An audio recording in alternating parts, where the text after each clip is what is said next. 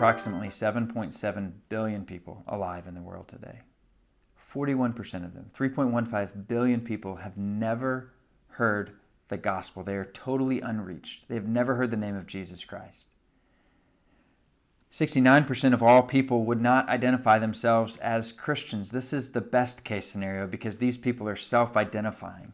That's 5.3 billion people. And what the Bible tells us is that if these people do not believe in Jesus Christ, do not follow Him in their lives, that they will suffer eternity and they will be separated from God forever. Not only do we have this overwhelming poverty of unbelief, but we also have poverty in our world of staggering proportions. We've made tremendous strides over the last 30 years in reducing extreme poverty. Extreme poverty is defined as living on less than $1 a day. And between 1990 and today, we have gone from 36% of the population living in extreme poverty to down around 10%, about 700 million people. But that's still 700 million people live on less than $1 a day. Now, things have gotten better, but they're not great still. Still 50% of the population live on less than $10 a day, most of them living on around $2 to $3 a day. That means if you make $10,000 per year, you are wealthier than 85% of everybody in the world. That means there are 6.5 billion people living on less than $10,000 per year. And as a result of all of this poverty that exists in our world, what we will see today likely is that 25,000 children will die of preventable diseases or starvation. And these people have no voice. We do not see their faces. We do not hear their cries. So we can close our ears, shut our eyes, and ignore them in our affluence. The average American Christian is wealthier than 97% of the world. Christians make up 31% of the world's population and receive 53% of the world's annual income. And to a person, they spend 98% of it on themselves. Christians in the U.S. annually give away approximately 2.5% of their income. And of this 2.5%, just 2% of it goes to missions. To put this in some number terms, if you make $100,000 per year, you would give away $2,500 of it, of which $50 would go to missions. And you know how much of this money goes to reach unreached people groups? $1. $1 out of $100,000 on average goes to reach unreached people groups. The average American today gives away less than the average American did during the Great Depression. I could go on and on and on with statistics like these. I could tell you that statistics show that as people make more money, they don't become more generous, they become more stingy, and they give away less and less. And it's statistics, and all of these things are staggering, and they're depressing, and they're sad. How can these things be true? How can we live in a world where we know of all of these unreached people and all of this poverty and all of this death and do nothing?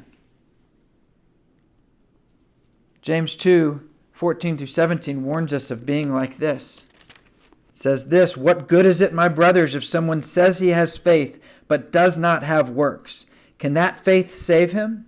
If a brother or sister is poorly clothed and lacking in daily food, and one of you says to them, 'Go in peace, be warmed and filled,' without giving them the things needed for the body, what good is that? So also, faith by itself, if it does not have works, is dead." We cannot do nothing. When we do nothing, it says we do not have faith. Our faith demands a response. And so what I want to do, as we come near to a close in this course, what I want to do is call us today to an idea that no matter what our vocation is, no matter whether we're working in the secular world or we're working as a full-time minister or as a missionary, no matter what we're doing, that our money can always be used as a tool to draw us into God's mission and His heart for the world. You do not have to go into full-time ministry to be passionate and to be purposeful about these things. Most of us won't be. As a matter of fact, you can work toward the end of these atrocities right where you are today. You don't have to wait. Certainly some of you will be called, and some of you are called to go into the trenches to face these realities eye to eye. But if you don't feel called, or if you're unable to go, don't think that means that you shouldn't be engaged. You absolutely should be engaged.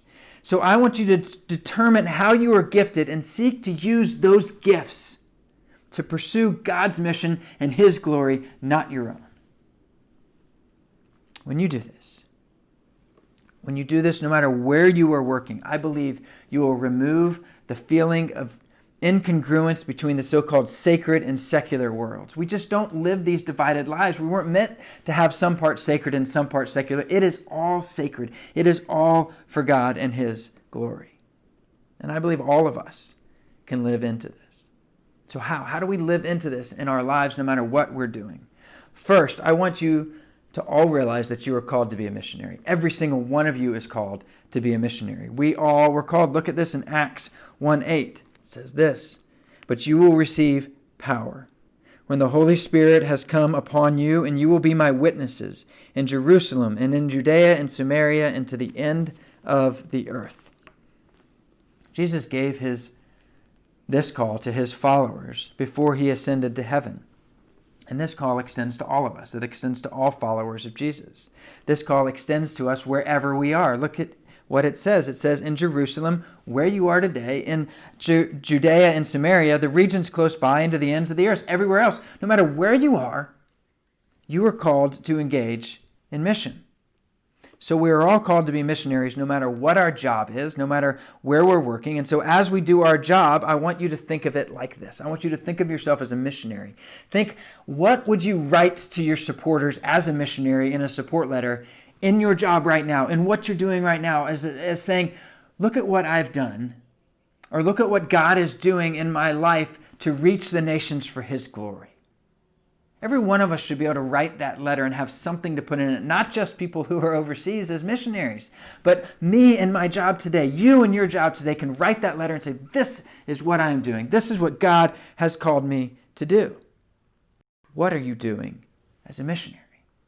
Second, for those who are called to work outside of what we think of as traditional ministry jobs, I want you to think of yourself as a gospel patron. That is your calling. A gospel patron is simply somebody who intentionally uses their vocational gifts to support the local church, reaching the unreached, and helping the poor and persecuted. That's pretty simple, isn't it?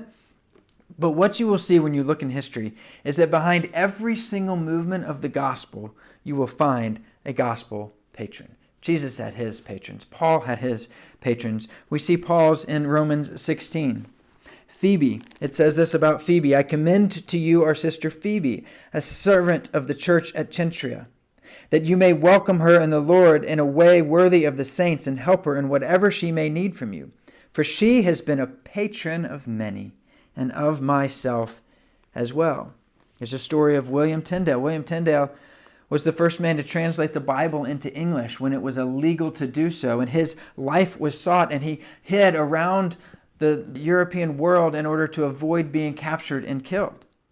And he was supported all along by this man named Humphrey Monmouth, who was a rich merchant who housed Tyndale and hid Tyndale. And then when Tyndale had finished his Bibles, he smuggled the Bibles in barrels on his ships into England. Both of these men ended up losing their lives because of what they were doing. They both were dependent on each other. They both were seeking God and His glory, and they both saw their purpose in it. One was translating, the other was helping to support the translation. Those were both worthy callings. Behind every great movement of the gospel, you will find a great gospel patron. There are countless other examples of gospel patrons who have had a specific call on their life and who have lived in the shadows of well-known ministry workers whom they were supporting, but they had no less part to play in all of this. God is so gracious, and then He gives each of us a part to play, no matter what it is, no matter how small it is or how big it is. Each of us has a part, and each part is important. We all get to play in his redemption story. How good is that? So don't think that you can only play your part if you get your boots on the ground. That is just not true. Being a gospel patron will require just as much surrender, just as much faith, and just as much sacrifice as being a gospel minister. Both call us to radical surrender. Both call us to take the words of God seriously. And both get us involved with what God is doing. You don't get a pass to sit on the sideline anywhere. So no matter what your vocation is, understand that money can always be used as a tool to draw us into God's mission and his heart for the world. It can always be used as a tool to engage others for God's glory. And so here's a challenge I want to give to you. Over the next 2 weeks, I want you to identify an area of mission where God has given you extra concern, and I want you to start supporting them financially, whether that's the poor or the unevangelized or the persecuted or your church. I want you to start supporting them financially now. It might be just a few pennies or quarters, but whatever it is, I want you to start now. And I want you to begin to see your part as crucial, because what we need is men and women who are sold out and surrendered to God to be used however, wherever he chooses to use them, small or large. What we're after is hearts that see these statistics and will not stand by. They will not stand idly by. We want transformed hearts who realize that conquering these statistics has nothing to do with money. God does not have a money shortage. He does not have a money problem. What he has is a heart problem. He needs people surrendered to him. He can provide the food just like he did for the 5,000 and the 4,000. He doesn't need your money.